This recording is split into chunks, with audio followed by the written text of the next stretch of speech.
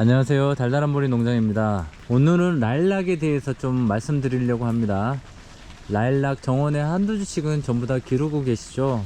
라일락을 정원에서 기르시는 분들은 필히 이 영상을 끝까지 시청하시면 큰 도움이 될 겁니다. 라일락을 정원에서 잘 가꾸기 위해서 라일락의 병해충에 대해서 여러분은 잘 알고 계셔야 됩니다. 정원에 심어놓고 냅두면 알아서 잘 크는 그런 식물이 아닙니다. 예전에 토종 라일락은 그냥 방치해도 잘 컸어요. 그렇지만 요즘 라일락들은 안 그렇습니다. 먼저 병균을 알고 있어야 됩니다.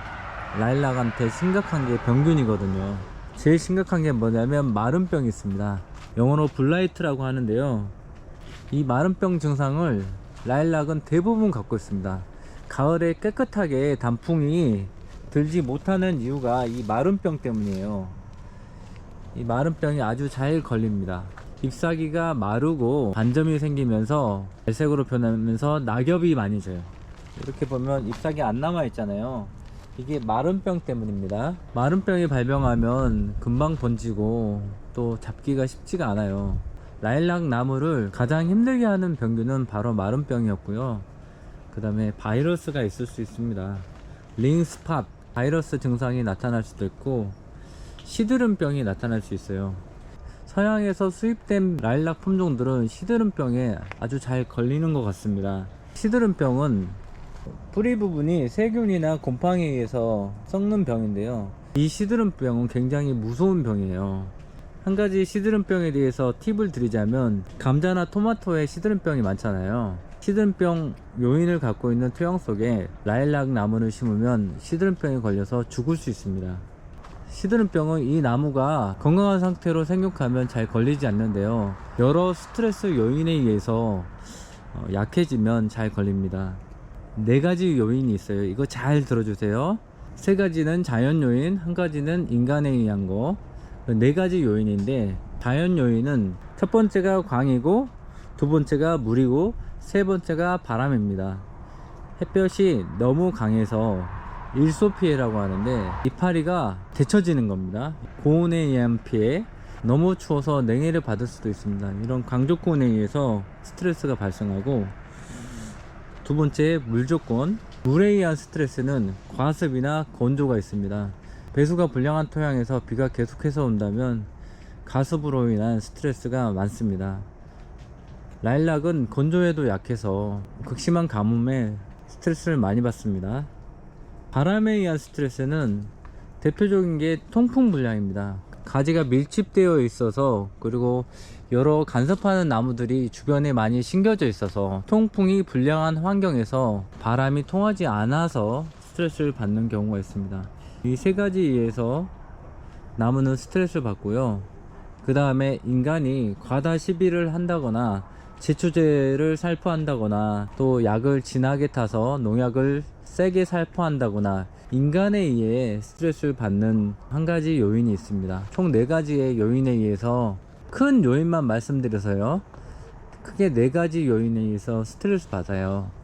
스트레스를 받으면 시드름병에 엄청 약해집니다. 나무가 뿌리가 썩어요. 스트레스를 받으면 잎마름병이나 탄저병, 갈색무늬병, 웬만한 병균에 의한 것들은 다 걸린다고 보시면 됩니다. 라일락을 또 괴롭게 하는 것은 흰가루 곰팡이병입니다. 라일락도 흰가루병이 잘 걸립니다. 흰가루병이 걸리면 낙엽져요. 낙엽이 지면서 극심하게 스트레스를 받습니다. 이 잎사귀에 흰가루가 있는가 잘 살펴봐야 됩니다. 지금까지 4가지 병균에 대해서 말씀드렸는데요, 이제 벌레들에 의한 피해도 아셔야 되는데요, 여기는 제 농장인데요, 관리를 한 곳입니다. 관리를 안 하고 방치한 곳이 아닙니다. 살균제약, 살충제약을 친 곳입니다. 그런데도 불구하고 자세히 보시면 이렇게 벌레 똥들이 있죠. 입이 막 중간에 빵꾸가 나 있고, 입이 말려 있고, 이게 지금 나방에 의한 피해입니다. 나방에 의한 피해예요. 가장 많이 발생하는 것이 이 나방에 의한 피해입니다. 라일락은 이 나방에 의한 피해가 많습니다. 봄철에 잎이 새롭게 돋아날 때 잎이 아주 연한데 그걸 뜯어먹는 벌레가 있어요. 그 연한 이파리를 뜯어먹는 애벌레가 뭐냐면 무당벌레 애벌레가 그래요. 무당벌레 하면 다 좋게 생각하시죠. 라일락은 또 이파리를 새롭게 돋아날 때 진딧물도 많이 낍니다. 그리고 여기 줄기를 가해하는 해충이 있습니다.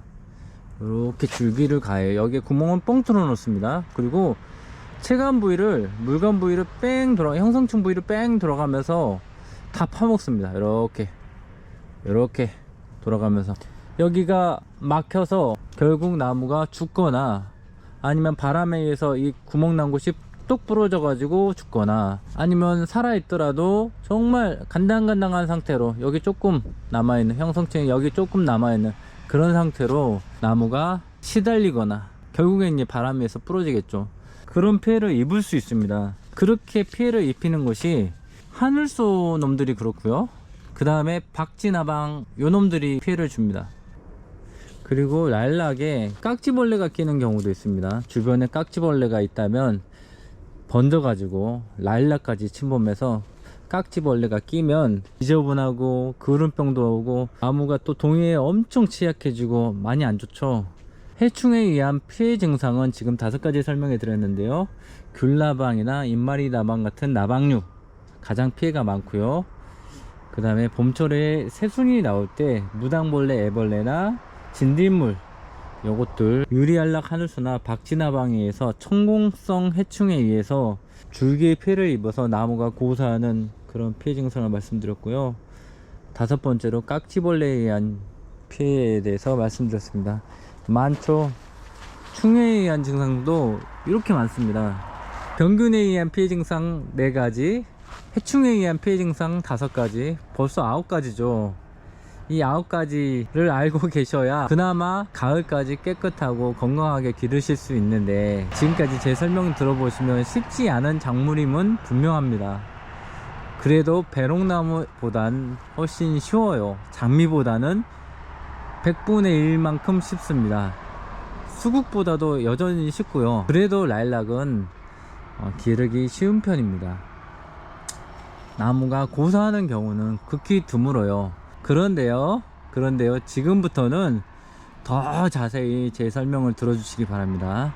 그나마 배롱나무나 장미에 비해서 재배가 쉽다는 것은 메이어리 라일락이나 토종 라일락, 꽃게나무, 정향나무 이런 나무를 말씀드린 거였고요. 최근에 수입 들어오는 라일락 품종들은 쉽지가 않습니다. 최근에 수입 들어오는 품종들, 불가리스 계통과 프레스토니아 라일락 계열들은 재배가 쉽지가 않습니다. 노지에 심었을 때 고사할 확률이 매우 큽니다. 이러한 내용은, 지금 제가 말씀드린 내용은 판매하신 분들은 잘 알지 못하는 내용이에요. 저는 라일락을 꽤 오랫동안 재배했으니까 불가리스 계통하고 이런 메이어리 라일락 계통 또는 프레스토니아 라일락 계통의 나무들을 노지에서 심은 경험이 오래돼서 아는 내용입니다. 프레스토니아 라일락들이 제가 길러보니까 너무 좋아요. 노지에서 길러보니까 꽃도 예쁘고 향기도 좋고 실제로 좋은 품종인데 우리나라 기후에는 맞지 않습니다. 화분에서는 잘 안 죽을 수 있는데 노지에서는 환경 제어가 더 안 되다 보니까 잘 죽어나갑니다. 에그니스 스미스, 미뉴에트 뭐 여러 품종이 있어요. 저 다 기억이 안 나는데 제가 예전에 다 길러봤던 그런 품종들입니다. 이런 것들이 노지에서 죽어나가요. 아예 안 되는 게 아니라 우리나라 기후랑 약간 안 맞아서 그래요. 우리나라 기후에 약간 잘 못 견뎌서 다른 품종들보다 스트레스에 견디는 힘이 약한 겁니다. 그래서 쉽게 발병하고 결국엔 시드름병에 걸려서 뿌리가 썩어서 죽는 겁니다. 라일락이 여러 병해충이 있음에도 불구하고 배롱나무나 장미에 비해서 재배가 그나마 쉬웠지만 프레스토니아 계열의 라일락을 심는다던가 불가리스 계열의 라일락을 심으면 오히려 장미보다 배롱나무보다 재배가 어렵다는 점 꼭 알고 계셔야 됩니다. 장미는 어렵긴 하지만 잘 죽지는 않잖아요, 한국 토양에서. 근데 프레스토니아 계열의 라일락을 심으면 죽습니다. 죽어요. 얼마나 허망하다고요. 잘 크다가 죽어버리면.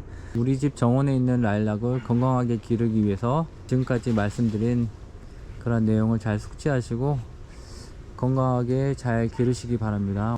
오늘 영상의 내용이 유익하셨다면 구독과 좋아요 부탁드립니다. 감사합니다. 행복한 하루 되세요.